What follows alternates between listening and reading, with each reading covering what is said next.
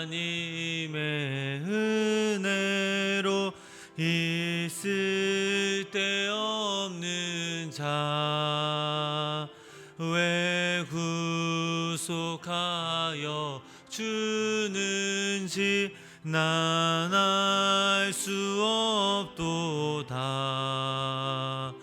내가 믿고 또 의지함은 내 모든 형편 하시는 주님 늘 보호해 주실 것을 나는 확실히 아네.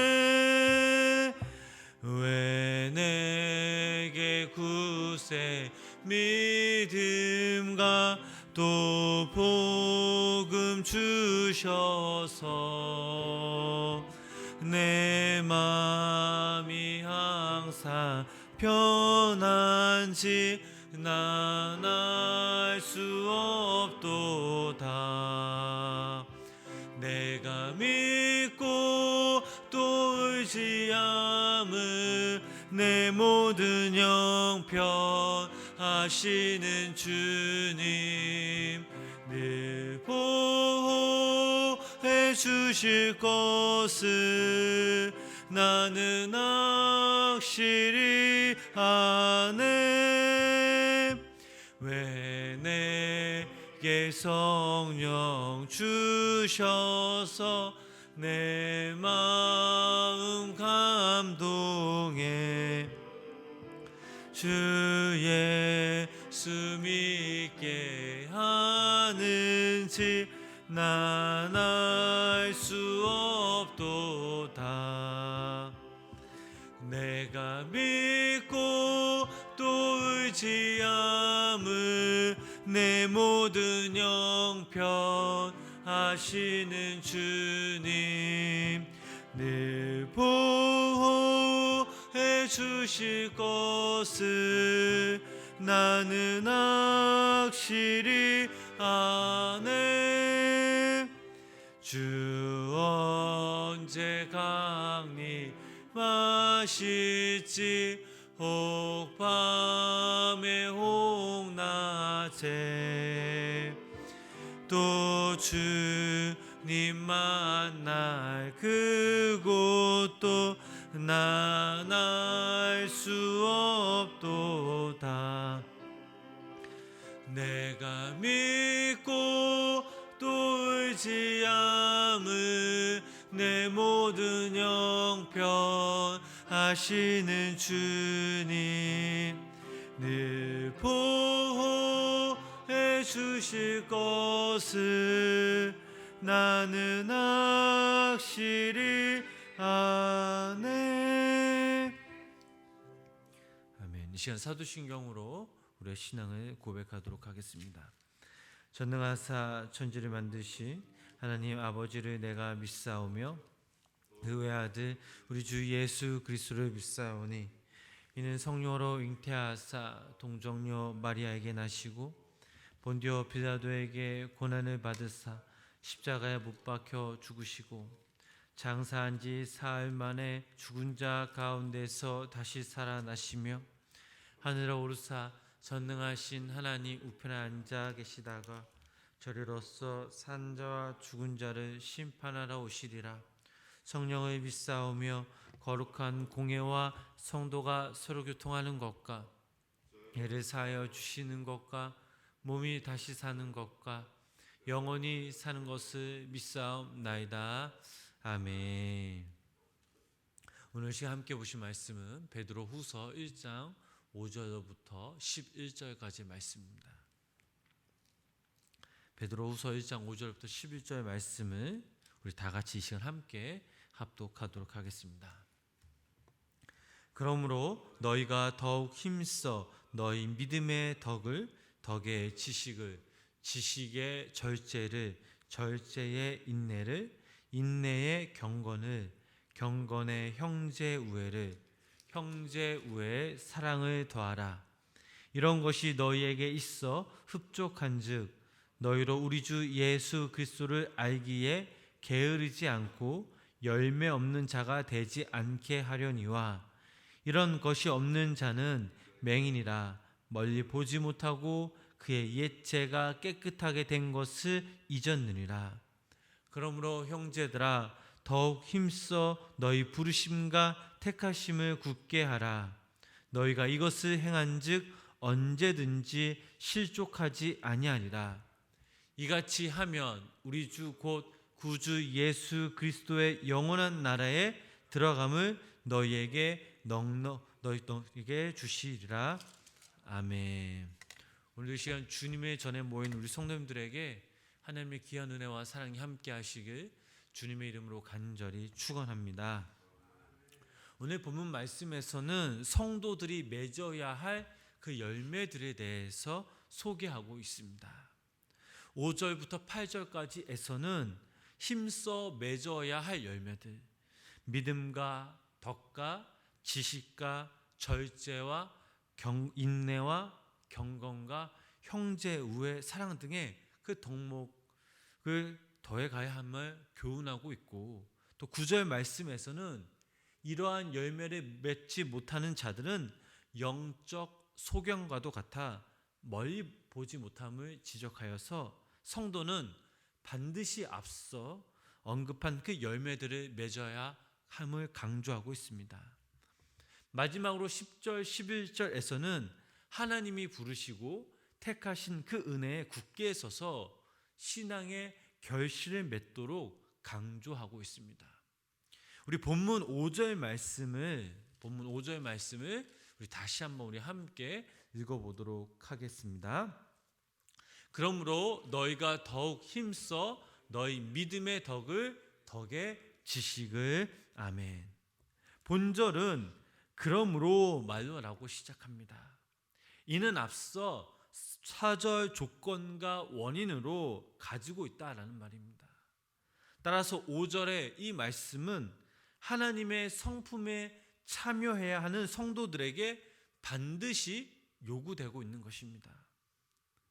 우리가 믿음 생활하다 보면 믿음에 대해 어떠한 힘으로 인해 이전의 죄악의 습성들을 한 번에 해결하며 또한 모든 고난을 해결하는 능력의 도구로 생각하곤 합니다. 그러나 이건 잘못된 생각입니다.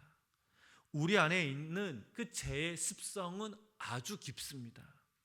한 번에 없어지는 게 아니죠. 또 쉽지 않습니다. 우리 스스로 조금씩 이 경건을 향한 그 모습을 통해 거룩함을 일구어 가는 것입니다. 이때 우리들에게 요구되는 것이 바로 이 믿음이라는 것입니다. 죄의 습성을 버리고 하나님의 성품에 참여하는 일은 비록 내 모습, 내 환경이 어려운 가운데 있지만, 그러나 그 가운데에서도 우리에게 주어진 하나님의 그 약속을 바라보고 믿음으로 나아가는 것입니다. 하나님의 변함없는 사랑과 구원의 능력에 대한 믿음을 또 동시에 다른 사람들을 대하는 성도의 그 태도에 영향을 주게 됩니다. 사도 베드로가 믿음의 덕을 말하고 있는 것이 다 바로 이와 같은 말입니다. 하나님을 향한 믿음은 타인을 향한 선으로 나타낼 수밖에 없습니다. 왜냐하면 제 습성을 버리고 하나님의 성품에 참여하기 원하는 성도는 하나님의 선하심이 연약한 나를 변함없이 붙들고 있다라는 사실을 인정하기 때문입니다. 따라서 우리는 믿음을 통해 타인을 향한 선함, 즉 덕으로 나아가야 합니다. 그러나 이 덕은 지식에 의해 균형이 반드시 잡혀야만 합니다. 선한 의도에서 나오지만 무지함이 악한 결과를 가져올 수 있기 때문입니다. 타인을 향한 선한 마음이 없는 믿음이 무익한 것이라면 지식이 없는 선함은 무모한 것이기 때문입니다. 하나님은 우리에게 능력이나 열심 이전에 바로 성품의 변화를 요구하고 계십니다. 이를 위해 우리에게는 믿음이 허락되었습니다. 그리고 이제 이 믿음 위에 덕을, 또 덕의 지식을 쌓아 나아갈 것을 요구하고 계십니다.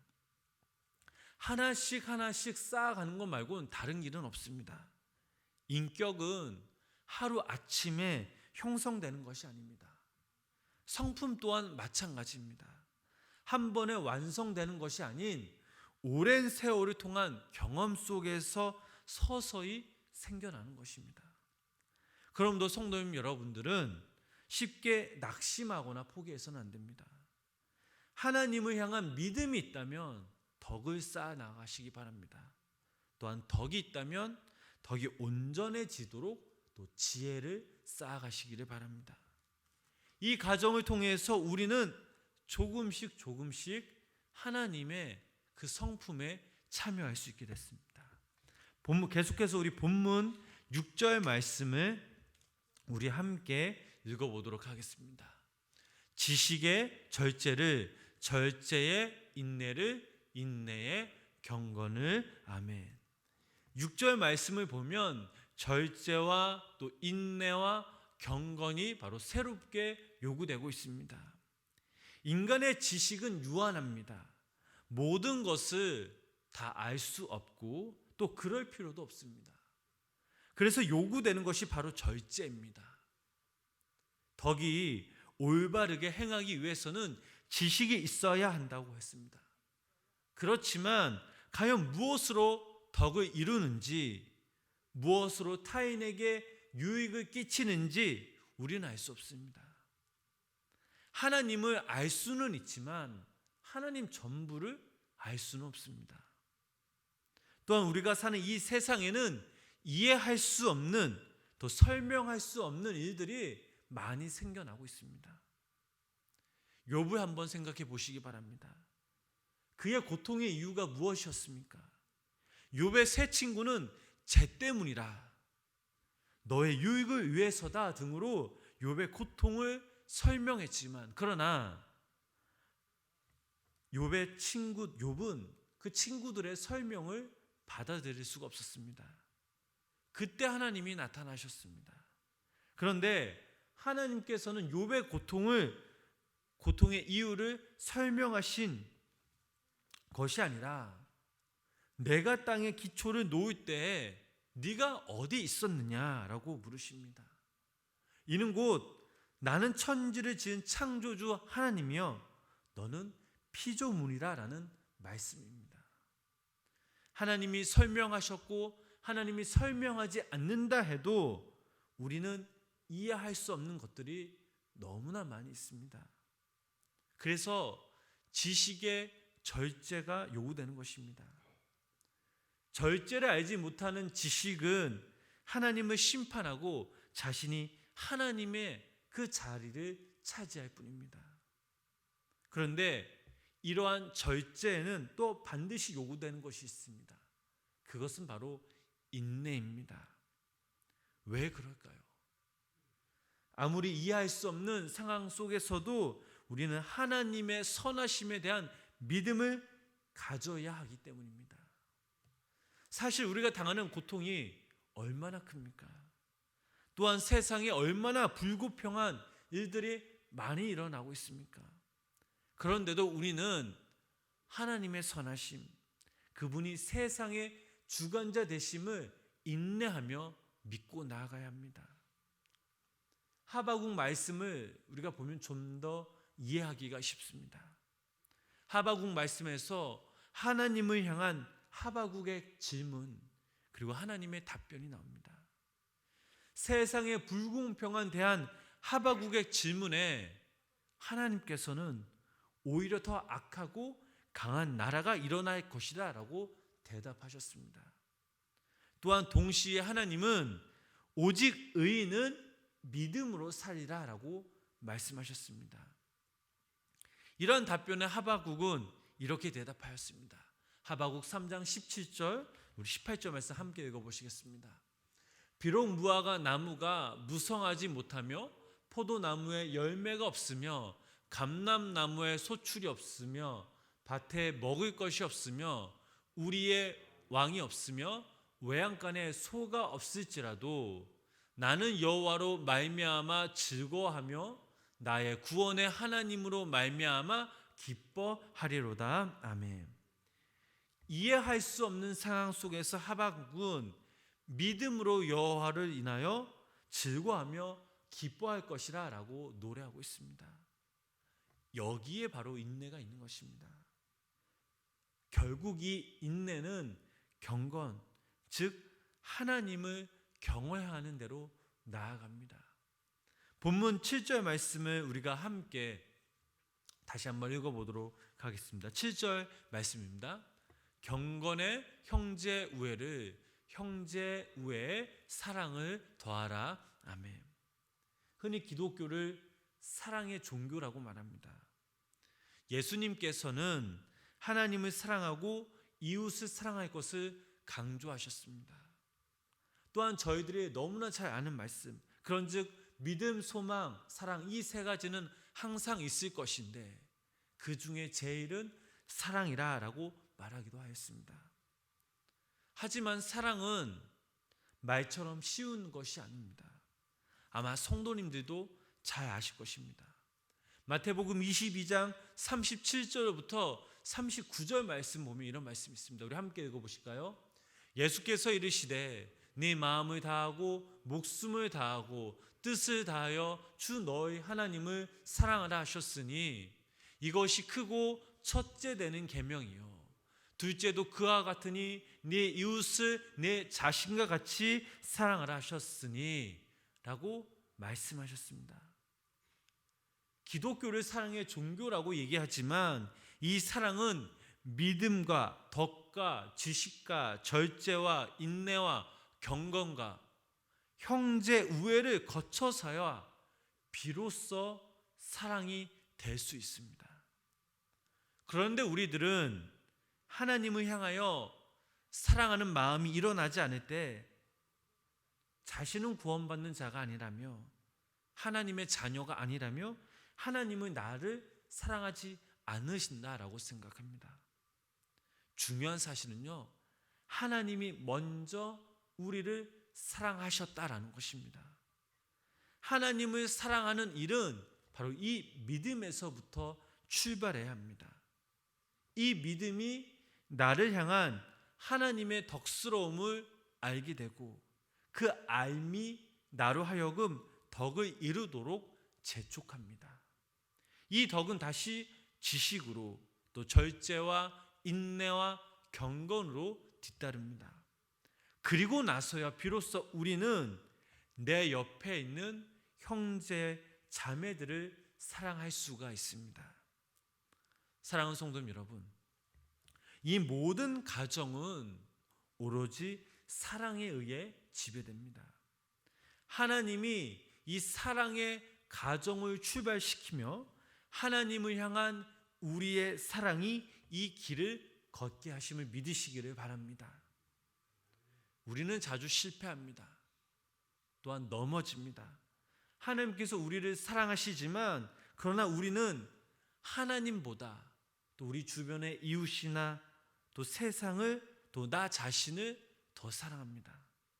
그렇지만 이 모든 가정을 통하여 하나님의 넓고 깊은 사랑을 깨닫게 되고 또 이제 우리가 하나님과 이웃을 온전히 사랑할 수 있게 됩니다.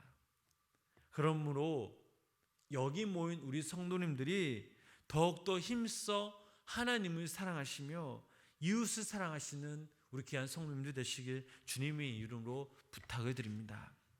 계속해서 우리 본문 9절 말씀을 우리 함께 읽어보도록 하겠습니다. 본문 9절 말씀입니다. 이런 것이 없는 자는 맹인이라 멀리 보지 못하고 그의 옛죄가 깨끗하게 된 것을 잊었느니라. 아멘. 어리석은 사람의 특징은 바로 앞에 있는 그 일만 보고 기뻐하며 또는 낙심한다라는 것입니다. 어찌 보면 어린 아이들과 같은 경우죠. 그러나 나이가 들고 경험과 또 연륜이 쌓이면 앞의 일에 좌지우되지 않습니다. 본문에서는 하나님의 뜻을 따라 사는 것에 대한 열매 없는 성도들이야말로 어린 아이와 같다라는 말씀입니다. 그들은 소경과 같아서 멀리 보지는 못합니다. 하나님이 우리를 얼마나 사랑하시는지, 또 우리를 구원하시기 위해 어떤 대가를 치르셨는지 생각하지 못합니다. 자신들의 생각과 기준으로 하나님은 과연 나를 사랑하실까? 나는 정말 구원받았는가? 라고 생각하고 고민하다가 결국 인생을 마치는 그런 어리석은 일을 겪게 됩니다. 그러나 여기서 중요한 사실은 여기 모인 우리 성도님들은 지금 내 자신의 모습을 보는 것도 중요하지만 그러나 그보다 앞서 더 멀리 더 넓게 깊게 바라봐야 될 줄 믿습니다. 저 멀리 십자가를 한번 바라보시길 바랍니다. 저 멀리 우리가 하나님의 그 나라에 들어갈 것을 한번 상상해 보시기 바랍니다. 하나님께서 지금 이 순간 그리고 우리 삶 가운데 어떠한 방법과 생각으로 우리의 삶을 어떻게 인도하실지 기대하시며 기도하시기 바랍니다. 하나님의 선택과 부르심에 우리는 반응을 보이고 또 그 부르심에 합당한 삶을 살아갈 때에 하나님께서는 분명 하나님의 성품에 우리를 참여시키시고 또 우리를 사용케 하신다라는 사실입니다. 사랑하는 성도 여러분, 오늘 말씀 앞에 우리 자신을 비추어 볼 때 우리들에게 어떠한 열매가 있는지 한번 확인해 보시기 바랍니다. 십자가의 사랑과 보혈로 구원받은 우리가 정말 우리 주변의 이웃들을 사랑하며 또 용서하고 있는지 한번 생각해 보시기 바랍니다. 또한 우리가 하나님의 자녀로서 내가 하나님의 성품을 닮아가고 있는지, 닮아가고 있다면 어떠한 성품을 닮아가고 있는지, 어떠한 것들이 부족한 것인지 한번 생각해 보시기 바랍니다. 또한 마지막으로 하나님께서는 우리를 부르신 뜻과 목적과 약속들이 있는데 과연 내가 그 약속과 뜻과 목적을 우리가 붙잡고 살아가고 있는지 한번 생각해 보시기 바랍니다. 오늘 사도 베드로는 성도들로 하여금 세상에 썩어질 부패한 생활을 피하여 하나님의 그 성품에 참여한 자로서 거룩한 그 생활을 강조하고 있습니다. 믿음을 바탕으로 하여 그 위에 덕과 지식과 절제와 인내와 경건과 또 형제 우애와 또 사랑을 키워나갈 것을 권면하고 있습니다. 성도님 여러분, 오늘 하루 우리가 이 땅에 살아갈 때에 이것을 생각하면서 또 우리의 믿음을 통해 하나님의 성품에 참여하시며 하나님을 닮아가시길 간절히 부탁을 드립니다. 믿음은 더욱더 자라가며 완성되어져 가는 것입니다. 하나님께서는 우리에게 이러한 믿음을 원하고 계십니다. 바라옵기는 오늘 하루도 여기 모인 우리 성도님들이 하나님의 성품을 닮아가며 믿음 생활에서 늘 승리하시는 우리 귀한 성도님들 되시길 주님의 이름으로 간절히 축원합니다. 기도하시겠습니다. 사랑하는 주님, 오늘도 이 새벽에 첫 시간 함께 모여서 우리가 예배로 시작하게 하심에 감사를 드립니다.